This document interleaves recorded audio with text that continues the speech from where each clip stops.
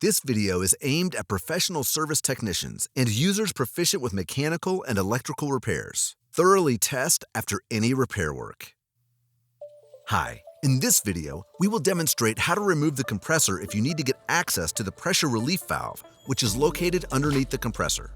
You may want to inspect and clean the valve. For example, if you identified an internal air leak or suspect a previous water ingress. At minimum, you'll need the tools contained in our toolset, which includes a foldable T-handle, Torx-15 and Torx-30 bits, and a 16mm deep socket.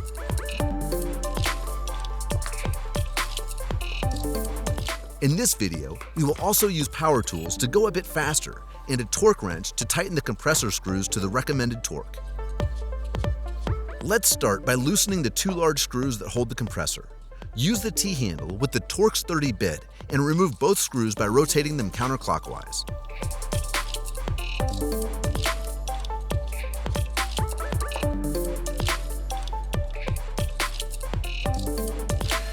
You can also use a power tool if you want to go a bit faster.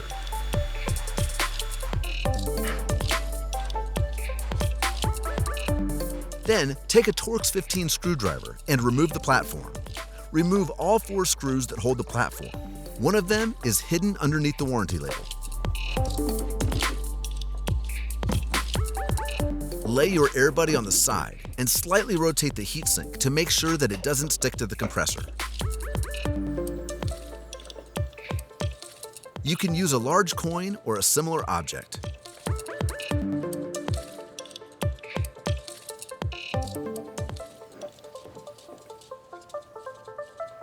And now, just grab the compressor and lift it out gently.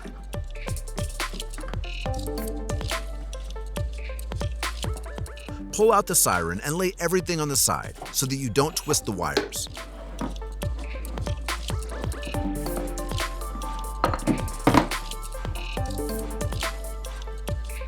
Now that you have access to the pressure relief valve, convert the screwdriver to a T-handle or use a ratchet with extension. Attach the 16mm deep socket and just unscrew the pressure relief valve, which sits at the bottom of the housing.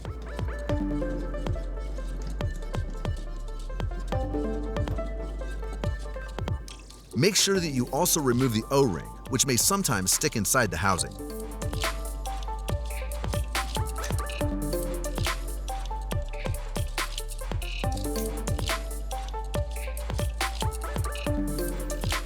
Now you can use the T30 safety bit to push the valve poppet out. And use a cotton swab to clean the seat and the O-ring inside of the valve.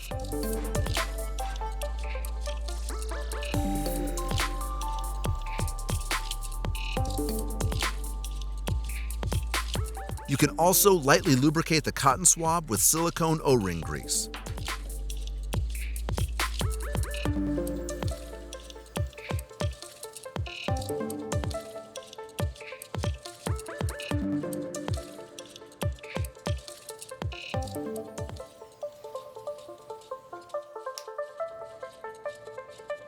Like so.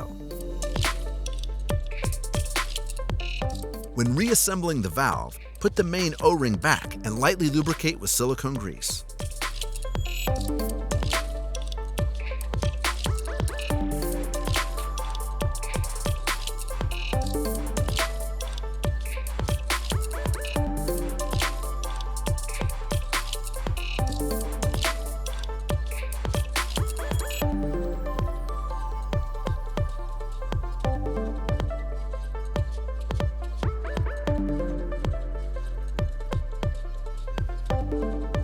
Use the 16mm socket to screw it back.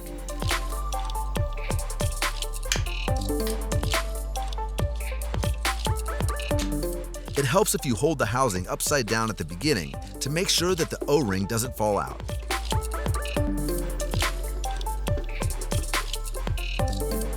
Screw it all the way in and fasten.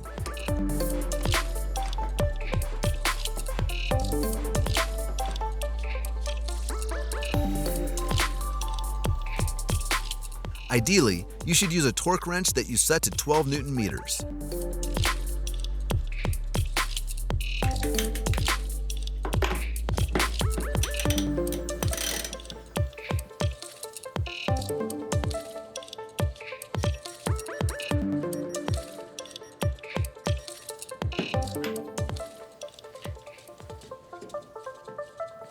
Now you're ready to put the compressor back. If the compressor cylinder remained inside the housing, pull it out by fingers and insert on the compressor piston. Start at a slight angle and slowly rotate the cylinder as you insert it to make sure that you don't damage the piston seal. Hold the compressor, push the siren inside the housing with the white face towards the center of AirBuddy, and then insert the compressor. Make sure that it goes all the way down and sits flush with the housing.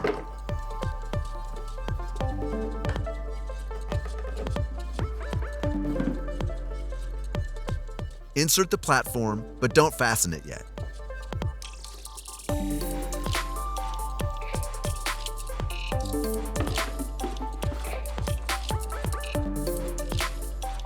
When you put the compressor screws back, clean them first and replace the O-rings with new ones.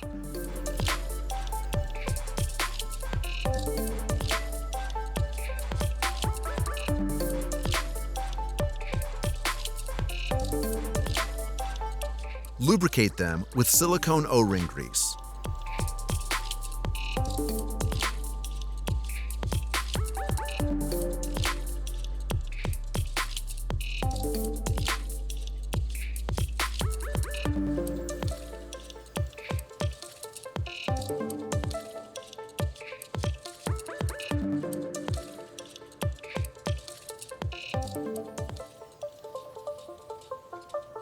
Then apply a little bit of Loctite 243 thread locker at the end of the threads to make sure that they can't loosen by the compressor vibrations.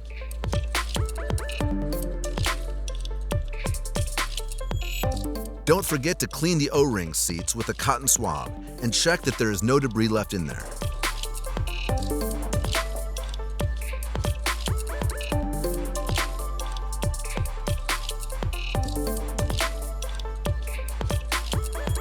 Insert the screws and fasten.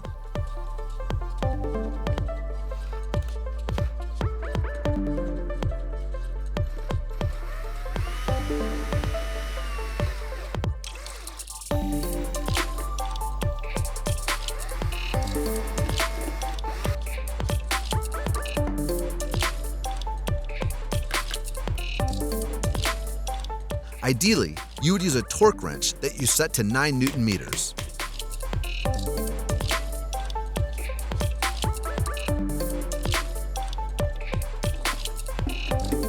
When closing the platform, make sure that you route the wires along the compressor and under the tooth on the compressor breather. Now, close the platform and press firmly by hand to ensure that each corner of the platform sits on top of the screw boss. Hence, none of the wires has been pinched. Fasten the screws with a hand screwdriver, or if you use an electric tool, set it to the lowest torque setting and then moderately tighten by hand to prevent stripping the thread.